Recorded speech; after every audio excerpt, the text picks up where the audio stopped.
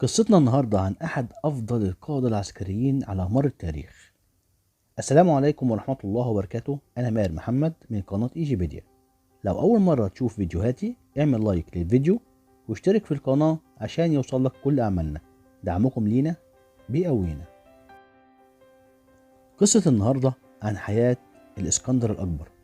الإسكندر الأكبر ليه أسماء كتير مشهور بيها، زي طبعا الإسكندر الأكبر أو الإسكندر الكبير أو الإسكندر المقدوني، وأخيرا الإسكندر ذو القرنين، وكتير منا يعرف الأسماء دي.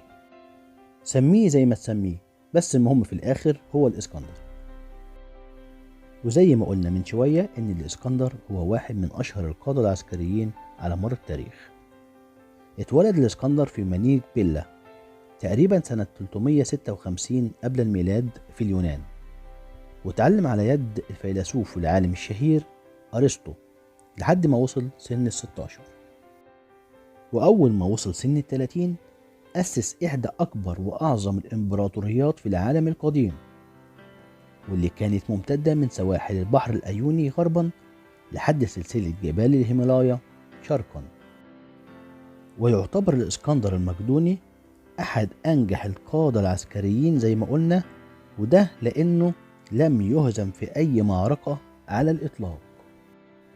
خلف الإسكندر الأكبر أبوه فيليب الثاني بعد اغتياله، وقعد على عرش البلاد سنة 336 قبل الميلاد تقريبا.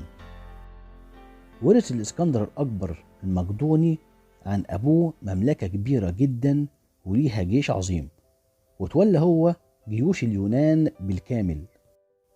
ومشي الإسكندر الأكبر على خطى أبوه فيليب الثاني من ناحية الغزوات والفتوحات لتوسيع البلاد، وقام بأول حملة عسكرية ليه سنة 334 قبل الميلاد، ودي كانت على بلاد فارس، وتمكن من هزيمة الفرس وطردهم خارج آسيا الصغرى، واستولى على ممتلكات الفرس وممالكهم واحدة ورا التانية. وكل ده كانت في سلسلة حملات قعدت حوالي 10 سنين. وأبرز المعارك دي كانت معركة إسوس. وقدر الإسكندر إنه يطيح بالشاه الفارسي دارا الثالث، وبكده تكون الأراضي الخاضعة لحكم الإسكندر امتدت من البحر الأدرياتيكي غربا إلى نهر السند شرقا. وكان الإسكندر بيسعى للوصول إلى نهاية العالم، بمعنى أصح كان نفسه يحكم العالم كله. عشان كده بدأ يقوم بعدة حملات على الهند، وكانت أولهم سنة 326 قبل الميلاد لاكتشاف الطرق أو الطريق إلى البحر الخارجي. والجدير بالذكر إن الإسكندر أول ما مسك الحكم بدأ بإبادة كل خصومه اللي كانوا بيتوقعوا أو اللي كان بيتوقع إن ممكن حد منهم ينازعوا على العرش. وأمر الإسكندر بإعدام ابن عمه أمينتاس الرابع، وهو المنافس الأبرز من بين خصوم الإسكندر والمدعي بالحق في عرش مقدونيا. وحب الإسكندر الأكبر إنه يأمن حدود مملكته الشمالية، وده قبل عبوره لمضيق الدرادنيل المعروف أيضا بمضيق غاليبوليس، وده عشان يوصل لآسيا. فقام بحملة تطهير سنة 335 عشان يطهر فيها الثورات والانتفاضات الداخلية داخل البلاد. بعد كده انطلق الإسكندر الأكبر من مدينة إنفيوليس متجها شرقا إلى بلاد التراكين المستقلين، وعلى قمة جبال البلقان هزم جيوشهم هزيمة كبيرة. وفضل الإسكندر فترة كبيرة يغزو ويفتح بلاد آسيا الصغرى، وتابع فتوحاته في الجنوب لحد ما التقوا بالفرس، وكانت الفرس تحت قيادة الشاه دارا الثالث زي ما ذكرنا قبل كده. ودارت معركة بين الجيشين، والمعركة دي انتصر فيها الإسكندر انتصار كبير جدا، لكن الشاه فر وأنقذ حياته. وبعد كده الإسكندر أثر زوجة الشاه وبنته وأمه.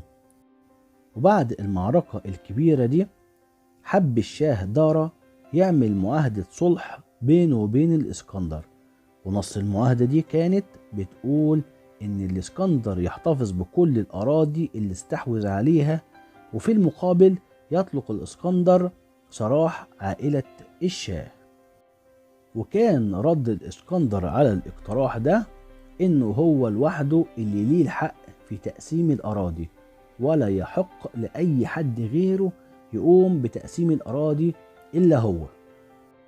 وبعد فترة مليئة بالغزوات وصل الإسكندر إلى الفرمة، ودي كانت بوابة مصر الشرقية، والكلام ده كان إمتى؟ كان في عام 332 قبل الميلاد.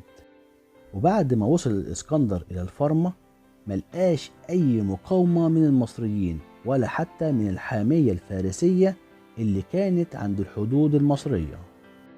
فقام الإسكندر وجيشه بفتح مصر بكل سهولة. بعد كده عبر نهر النيل لحد ما وصل إلى العاصمة اللي هي كانت منف في وقتها. وزي ما حصل لما وصل الإسكندر إلى الفرمة، أهل منف استقبلوا الإسكندر بالترحيب وكأنه هو المحرر المنتصر. وبعد الفتح ده راح الإسكندر عمل حفلة ثقافية ترفيهية على النمط الإغريقي اليوناني عشان يحتفل بالفوز العظيم ده. بعد كده خد الإسكندر جيشه ومشي بمحاذاة نهر النيل متجها للبحر المتوسط لحد ما وصل لبحيرة مريوط. وهنا الإسكندر قال إن المكان ده مناسب جدا وليه أهمية كبيرة، فأمر واحد من القادة اللي معاه ببناء مدينة بين البحيرة والبحر المتوسط، ويسميها على اسم القائد المقدوني الإسكندر، فكانت المدينة هي الإسكندرية العظيمة الآن. وبرضو الجدير بالذكر إن الإسكندرية كانت عاصمة مصر في عهد البطالمة. وفي بعض المؤرخين بيقولوا إن لما الإسكندر بنى الإسكندرية وخلاها العاصمة للإمبراطورية اليونانية بتاعته، إن الإسكندر استهدى بتوجيه معلمه الروحي هوميروس صاحب ملحمة الإلياذة وملحمة الأوديسا، وإنه ظهر للإسكندر في الحلم. وده كان الجزء الأول من حياة الإسكندر الأكبر أو الإسكندر المقدوني. لو عجبكم الفيديو اعملوا لايك واكتبوا في التعليقات عشان تشجعونا وننزل الجزء الثاني. أشوفكم بخير إن شاء الله، والسلام عليكم ورحمة الله وبركاته.